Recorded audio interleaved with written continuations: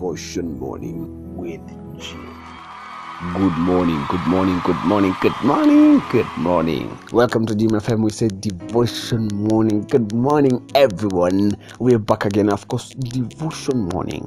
We say it's just one worship. We just play you one worship that keeps you connected to the Father, even at this time. Yeah, what time? The time when we feel things are not running well. Things are not running well. Listen, I was once motivated by this bird and the life of this bird. I wanted to know an eagle. When the term renew, it's in a tajwa, it means you were once with the strength and then it came to an end. You were once doing business. It came to an end. You were once working, but job ikaisha. You were once doing something, but it came to an end. Or it is passing through hard time or difficult time. The eagle flies through the storm and soars high. It does not fly. An eagle soars. It soars high. That time of the storm, it enjoys the most. The time when difficulty, it enjoys the most. But even that time when you think that the eagle is so strong that it's moving past the storm, this eagle is the most strongest bird, the most wisest bird. It does not take dead foods. It does not do. Eagle, it reaches a point whereby that eagle wears out, grows old. It wears out. The strength to soar up ends, manze. Yani inaisha completely. And wakati hiyo nguvu inaisha, the eagle gets into a small cave. Inaenda inakaa mahali. The one bird eagle tu inakaa mahali. And it waits to die. The strong winds zinaanza kutoka. Zinaanza kuwear out. Until manyoya inaisha kabisa. The eagle now waits to die because it has haina nguvu nyingine, imezeeka, imemaliza nguvu. But wakati imekaa ikingoja kufa, day by day, inaona tumanyoya tungine tunaanza kutokea, wings tungine tunaanza kumea, very strong and new wings zinaanza kumea. So I realized that the reason why this eagle wears out, the old wings wears out, it's not for the eagle to die. Even though the eagle waits to die, and inaona kama vitu maisha imeisha, it gets its new strength, the new wings coming. The eagle becomes like a new bird. In few months, the eagle flies again because there are new wings. There's a new strength. And in that business, when you think it's the downmost moment, when in your life you think it's the downmost moment, that everything is over, my goodness, that you're in hospital, you think, now I'm dying, I have cancer, now my children are going to be left alone, my business is not working well, nothing is moving on in my life, I have no cash, my finances is down, and everything is going berserk. Let me tell you, it is the best moment where you should not give up, because you will not die, because you're not dying, nothing is dying in your life, not even that business that you think, oh, imeisha kabisa haki ya kwa siku napata sako boli, napata 10 bob, napata so, napata 2,000, napata 10,000, and I was getting 100,000 or 30. It does not matter. It's coming up again. It's coming up again. It's not over. Don't just relax and wait for it to die, because it's not dying. It's coming up again. It's rising up again. Get new strength, and wake up and do it. Keep on opening that business. Keep on opening it. Don't get tired. Keep on opening it, and it's gonna bring out something beautiful out of the day.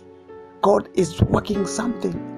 It doesn't matter whether you don't believe in God or you do. I tell you, that does not affect his presence. Let me tell you the truth. He's the God in the night and the God of the day. When it rains, He's God. When there is sun, He's God. He rains, yani anaachilia mvua kwa kila mtu, kwa shamba ya kila mtu. Yule mchawi ako na shamba, mvua inanyesha kwake. Yule mtu is God of everybody. God of the mountain is God of valley. So it doesn't matter even at this time when things are down. There is a renewment. It is the new process. In fact, you must be down for you to go up. You cannot be up and go up. How? Where are you going? That business is down there for it to grow again, for it to come up again. It's a process. It's a foundation to grow a new strength. Bring out new ideas into that business. Bring out new ideas into that life of your kids. Start a new strategy. When jobs are over, it is not over. Wakati unafikiria kwamba no more jobs maze, that I am a hotelier, mimi nafanya salon, mimi hata sijasoma lakini nilikuwa nafanya kazi fulani, sasa nitapata kazi wapi? No. Wake up and don't give up. Wake up very early in the morning. Take a step. And hata kama ni town CBD ama wherever you are, kama uko Nyeri, uko wapi, wherever you are listening from, just wake up and get up and go and be rest assured you will get a job. Get into that company, get into that hotel, get into that, go wherever you will go. But let me tell you, be confident that at the end of the day, there is a new hope born. There's a new hope born and there's a new beginning.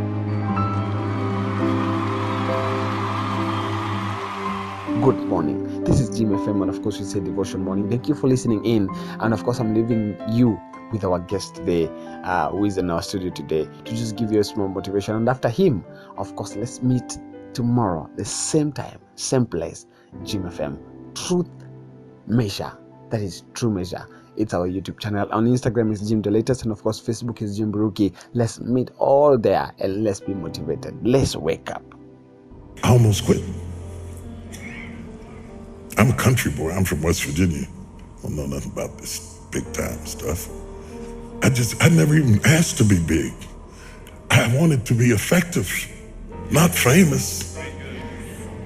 Famous is the consequences of being effective. I didn't know nothing about being famous and I didn't like it. And so there I was. And when you first knew, everybody attacks you first and figures you out later. Because though we say you're innocent until proven guilty, the reality is you're really guilty till proven innocent.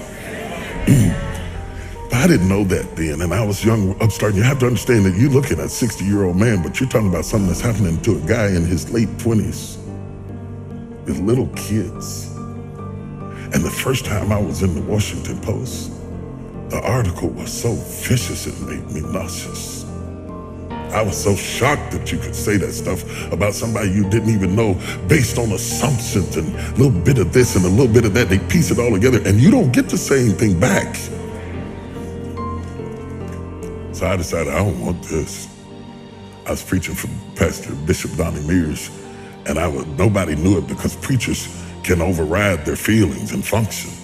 I preached, the place was on fire, but inside I want to quit. I told God, I'm through with this. I'm not going through this. I don't need this. I don't need that. I'm a guy who likes to go get his own chicken wings. I don't have to have all of that stuff to be happy because I wasn't raised with it. I can make it. You throw me an apartment and give me just a little skillet, a cast iron skillet. You know what I'm talking about? And some seasoned salt and stuff and a couple of wings. I will run you out of here. I will run you out. Okay.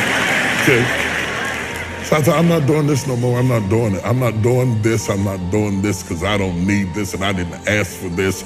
I'm only doing this because of what happened in my life, of the circumstances that happened in my life. He put me on stage. I didn't ask for it.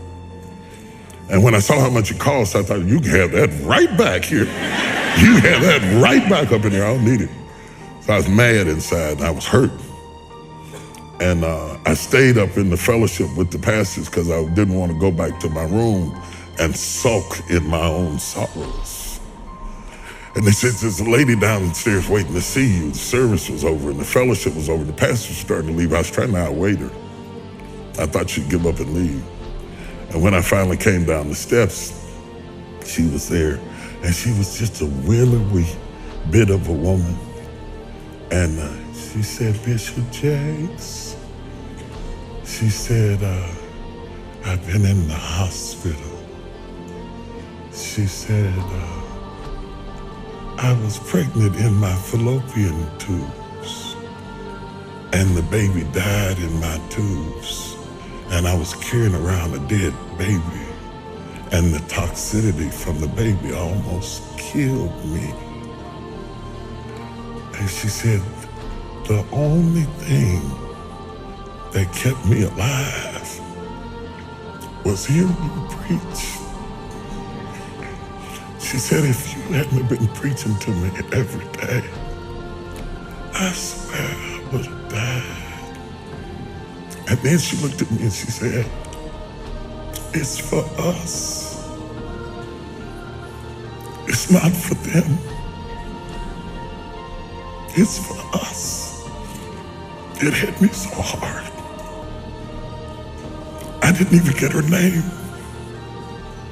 I got in the car and cried all the way back to my room because she reminded me why I was there.